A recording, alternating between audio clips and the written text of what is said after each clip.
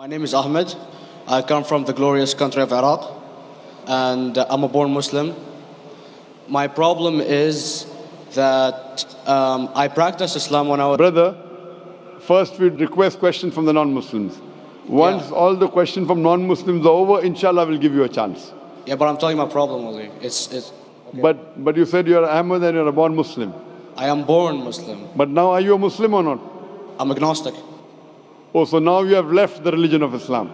Yeah, I'm confused. Okay, fine. If you have left the religion of Islam, you can ask the question, brother. Okay.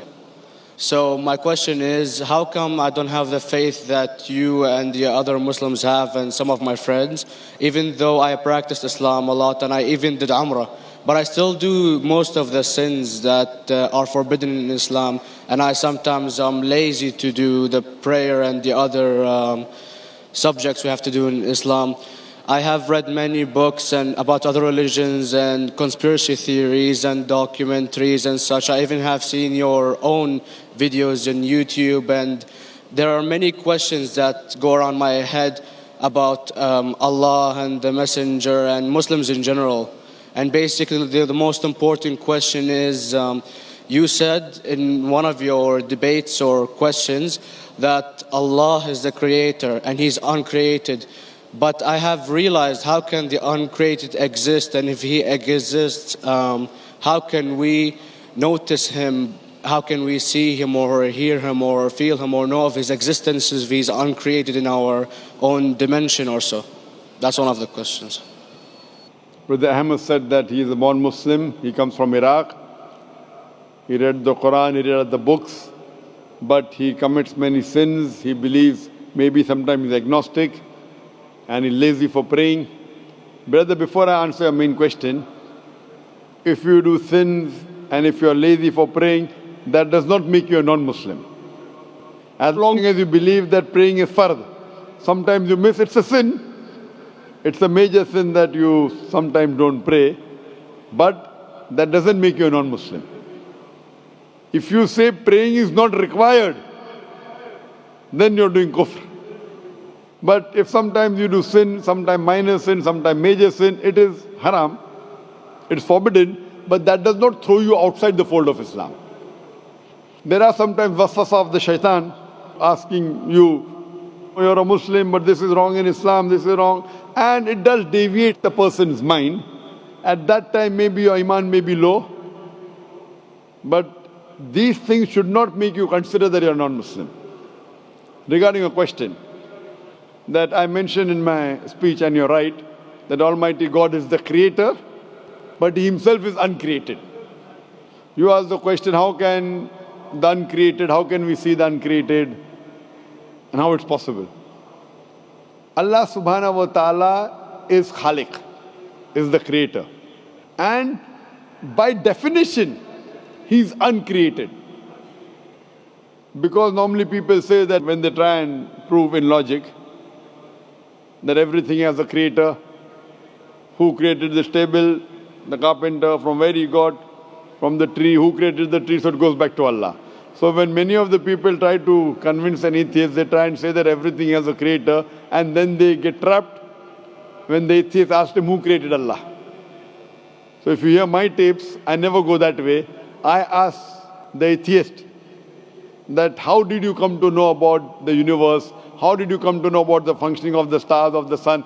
And he says, and goes back, that the creator. So it's the vice versa.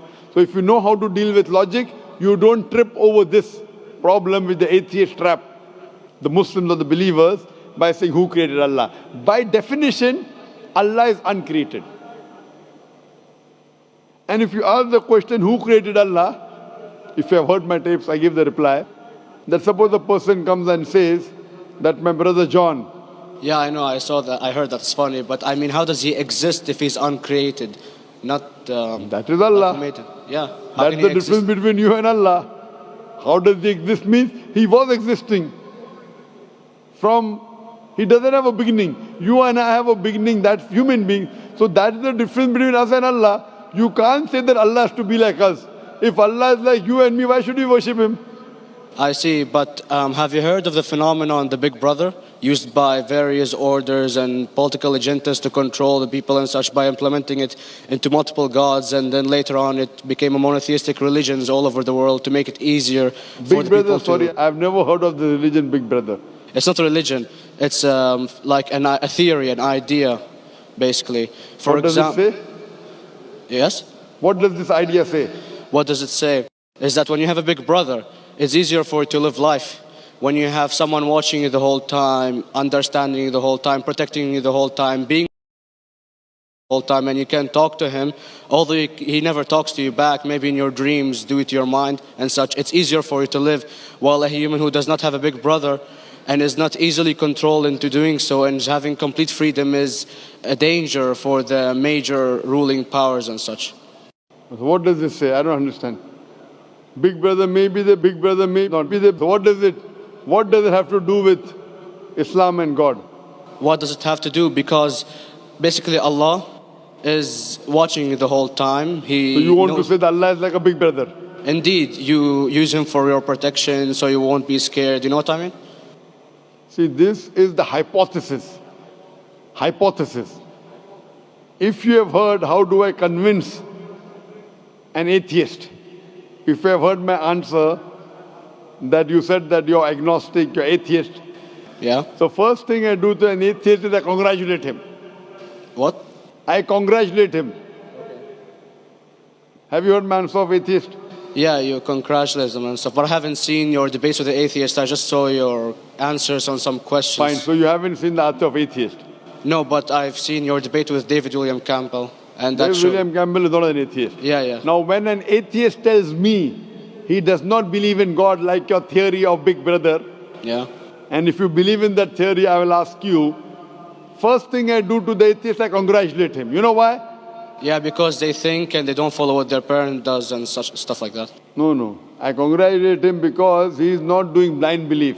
The other people are doing blind belief. He is a Christian because father is a Christian. He is a Hindu because father is a Hindu. Most of the Muslims are Muslim because father is a Muslim. He is thinking. He says there is no God. He has said the first part of the Islamic Shahada, La ilaha. The reason I congratulate him is because he has said the first part of the Islamic Shahada, Islamic Creed, La ilaha. The only thing I have to do is illallah, which I shall do inshallah. So if you have heard my answer, an atheist becomes an atheist because he believes in science, he believes in logic. Or I ask him that if an equipment is bought in front of him, which no one in the world has ever seen, and if the question is asked, that who will be the first person who will be able to tell you the mechanism of this new equipment? What is the answer? Of course, he's going to tell you the producer or the maker of this equipment. Creator, producer, maker. So when we ask him questions that how did this universe come into existence, he will talk about the Big Bang. This what we're going to talk is already mentioned in the Quran 1400 years ago in Surah Anbiya chapter number 21 verse number 30. Avalam yaral lazina kafaru anna samawati wal arda kanat ratkum fataknahuma. Do not the unbelievers see that the heavens and the earth were joined together and we clove them asunder. This what you came to know 50 years back is mentioned in the Quran 1400 years ago. Who could have mentioned that? Well, in various civilizations in like 2000 or 5000 BC before Islam came or Christianity itself, there was various civilizations that are good in astronomy and they know more about our solar system than we do now, sadly. Brother, your knowledge of science is little, not in-depth. I do agree. There are certain things which were known as hypotheses. For example, we came to know, we were proved that the earth was spherical in 1577. I know that in 6th century BC, there were Pythagoreans who believed that the earth was spherical. But the same Pythagoreans who believed the earth was spherical also believed that the earth was the center of the universe, which is wrong.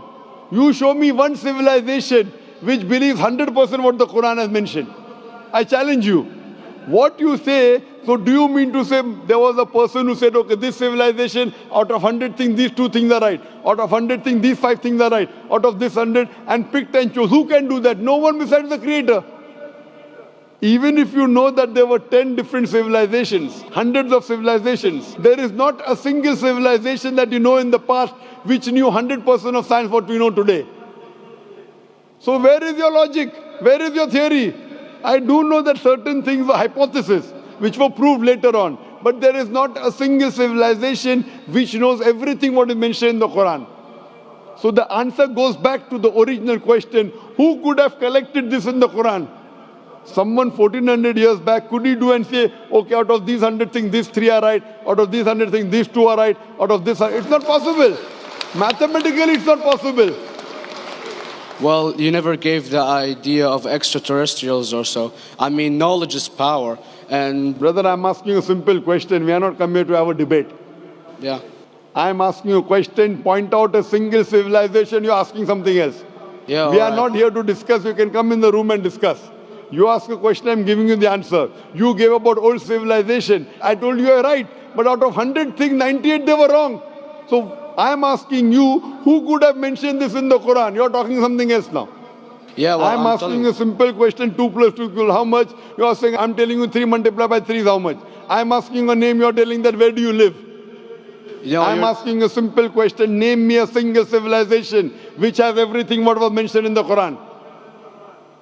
Do you know of any or not? Yes or no? Well, not everything, of course. Even not 10%. Why? Babylon knows of most of the planets and such. Planet is not the only thing mentioned in the Quran. There are 1,000 things mentioned in the Quran. To say what 1,000 things are mentioned in the Quran, 10% would be equal to 100 things. Did Babylonian civilization knew about 100 things mentioned in the Quran? No, because they don't have the They accurate knew data. 5 or 6 things. In percentage wise, very small. So, of course. Who can be the author of the Quran besides the creator to know what is right, what is wrong? Today, science has established the hypothesis mentioned by Babylonian so many centuries back is today proven. So these were hypotheses in the past, which out of them many have been rejected, some have been accepted. So to collect all which is